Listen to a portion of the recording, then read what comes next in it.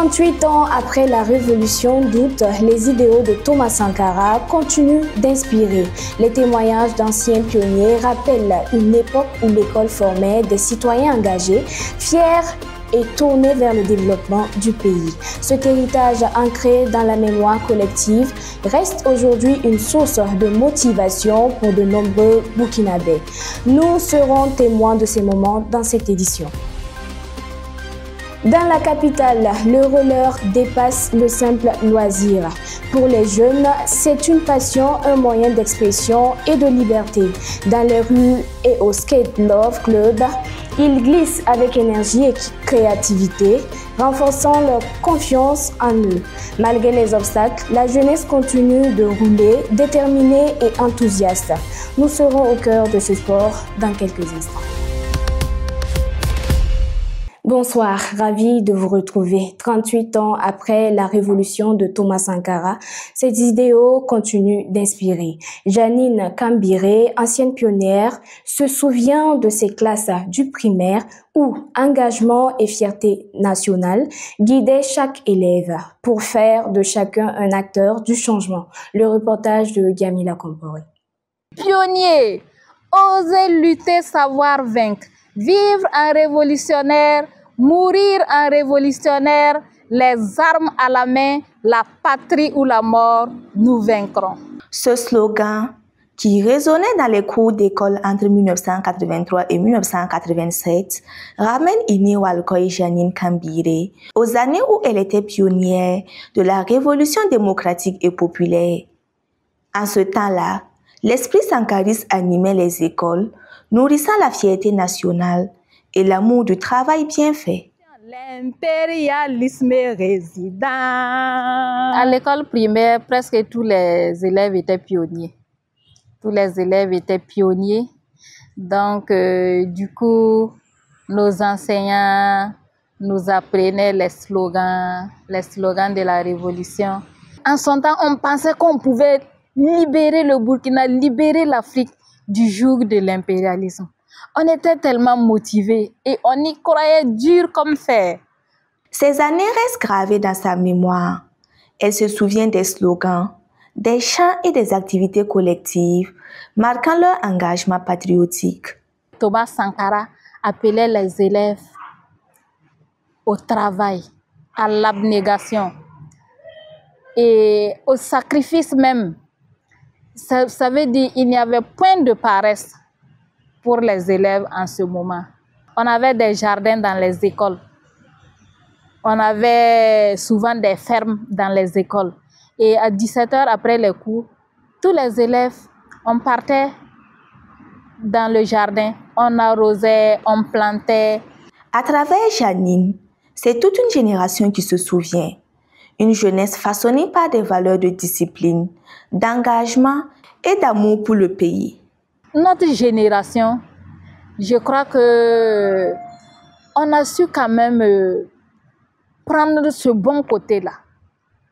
Tous les enfants qui ont participé à la révolution, qui ont grandi aujourd'hui, si on fait un sondage, on verra qu'il y a beaucoup qui sont intègres, qui sont de vrais patriotes. Le 15 octobre 1987, tout s'effondre. L'assassinat du capitaine Thomas Sankara met fin à la révolution et avec elle, les rêves d'une génération. On avait institué le faso d'Anfani comme tenue de travail et les gens n'aimaient pas trop ça. Hein? Donc chacun avait une tenue faso d'Anfani dans son bureau puisqu'il y avait des jours de contrôle inopiné. Donc, les inspecteurs là pouvaient venir dans les écoles comme ça pour voir est-ce que les enseignants ont porté leur faso d'Anfani. Donc, chacun avait son faso d'Anfani accroché et on appelait ça Sankara arrive. Vraiment, on a aimé l'homme, on l'a aimé comme ça tout simplement, on l'a aimé. Aujourd'hui encore, Janine garde la foi en cet héritage. Pour elle, l'esprit sankariste reste une boussole pour les jeunes générations. Quand je regarde la jeunesse d'aujourd'hui, je ne suis pas dans le doute.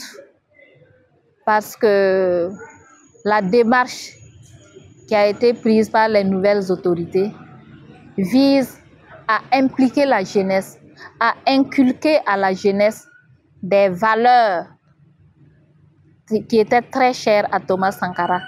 Et on a vu l'immersion patriotique des nouveaux bacheliers. Eux-mêmes, ils ont aimé. Je pense que des années plus tard, quand on va les interviewer aussi, ils vont parler, ils diront combien ils étaient émerveillés. Le temps est passé, mais la flamme ne s'est pas éteinte. Janine Kambire fait partie de ceux qui gardent vivante la mémoire d'une génération, celle des enfants de la Révolution, élevés dans l'espoir d'un Burkina nouveau. Attention, attention, l'impérialisme résident. Mettre en valeur le savoir-faire burkinabé, c'est le sens des expositions organisées au siège du CIAO dans le cadre du mois du consommé local. Artisans et producteurs y présentent la richesse des produits locaux. Gloria Balou. Ça, c'est les différentes qualités de riz. Ça, c'est vert bobo. Ça, c'est ami. Du riz made in Burkina, de la farine pour bébés produite localement, mais aussi des habits et des chaussures entièrement conçus au Burkina Faso. Ces expositions au siège du CIAO mettent à l'honneur le savoir-faire local et encouragent les Burkinabés à consommer ce qui vient de chez eux. Nous intervenons dans la transformation des produits locaux en farine infantile. Les produits locaux sont, nous avons le maïs, le petit mil, le soja et le sésame. Bon, nous avons deux types de farine. Premièrement, c'est Nouo, qui veut dire saveur d'Afrique, et Akeza aussi, qui est saveur d'Afrique. Les saucisses sont faites à base du faso d'Amfani, du cocodonda, du borla. Par ailleurs, nous faisons les saucisses également à base du gin, importé, du gin, voilà, et bien d'autres motifs. Ça, c'est les différentes qualités de riz. Ça, c'est vert bobo. Ça, c'est ami. Ça, parce que les prix varient de 13 500 à 15 000. Ça, c'est ami, riz de Bagré, 14 500. Ça, c'est Kaboré. Ça, c'est 15 000 riz de luxe. Cependant, selon certains exposants, beaucoup de Burkinabés ne s'intéressent pas encore suffisamment aux produits locaux. Ils estiment qu'il faut changer les mentalités et redonner de la valeur à la production nationale. Consommons local, c'est comme ce que Thomas Sankara disait, que consommons ce que nous produisons et produisons ce que nous consommons. Bon, mais nous avons constaté que la majeure partie des gens n'aiment pas ce qui est local. On préfère ce qui est exporté, ce qui n'est pas bon pour le pays parce que bon, plus on consomme ce qu'on produit ici, plus ça avantage les autres. Par exemple, nous comme ça, on travaille avec des agriculteurs. Et bon, ça permet aussi de réduire le chômage parce qu'on va devoir recruter des jeunes. Bon, donc je me dis qu'ensemble, si on va opter pour le consommation local, on pourra avoir un Burkina meilleur. Consommer local, c'est soutenir l'économie nationale, mais aussi valoriser le talent et la créativité des artisans du pays. Au-delà d'un simple acte d'achat, c'est un geste de patriotisme économique qui contribue à faire grandir le Burkina Faso.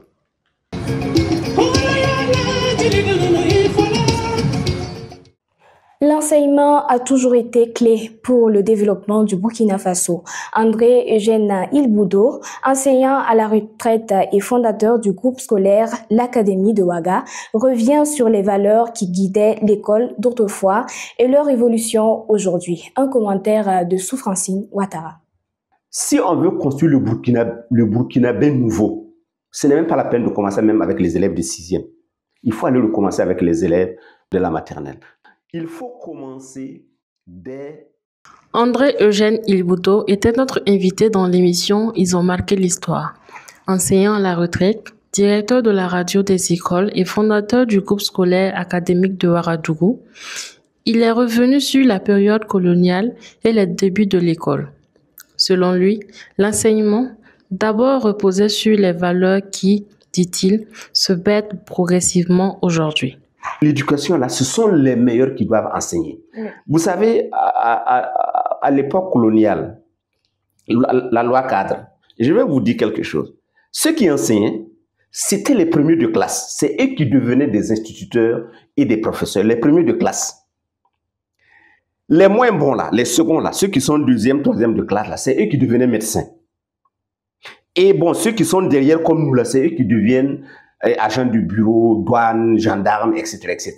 À l'époque coloniale, hein, voici la hiérarchie des valeurs que l'on avait classées dans l'éducation. Aujourd'hui, tout le monde, les premiers de classe, là, il ne veut même pas devenir médecin, il veut devenir gendarme, il veut devenir douanier. Aujourd'hui, enseigner semble à la portée de tous, surtout avec le nouveau système éducatif.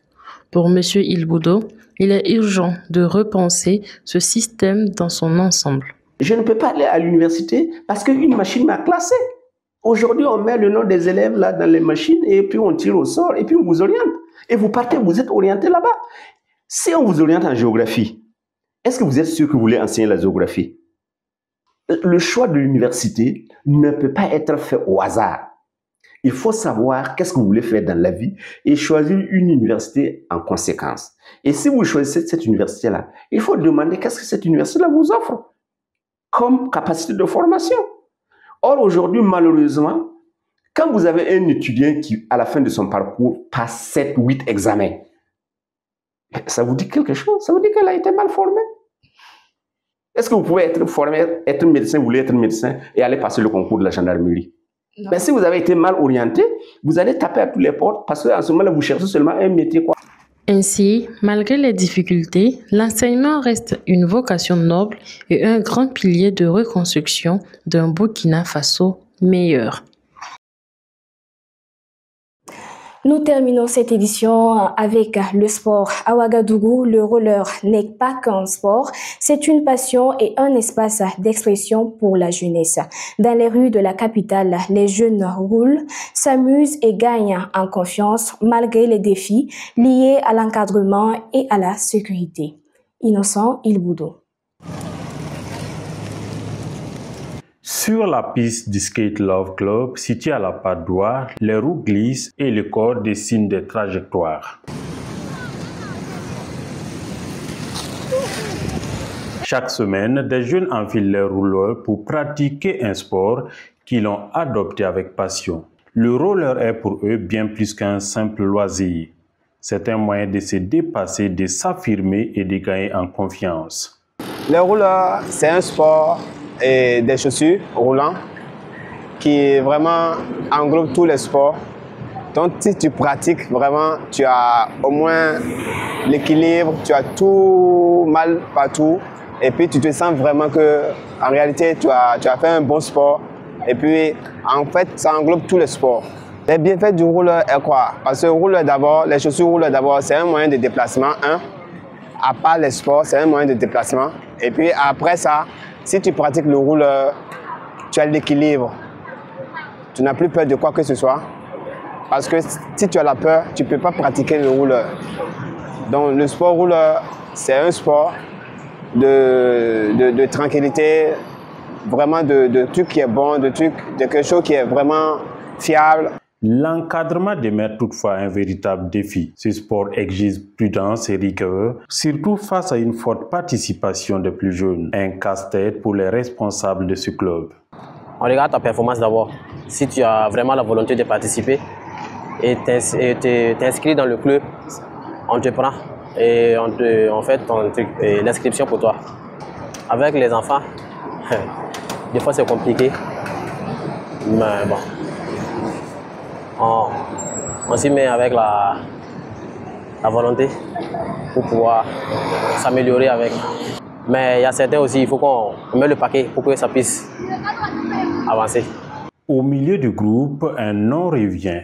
Le feeling, surnommé le chef de roller, il impressionne autant par sa maîtrise que son engagement.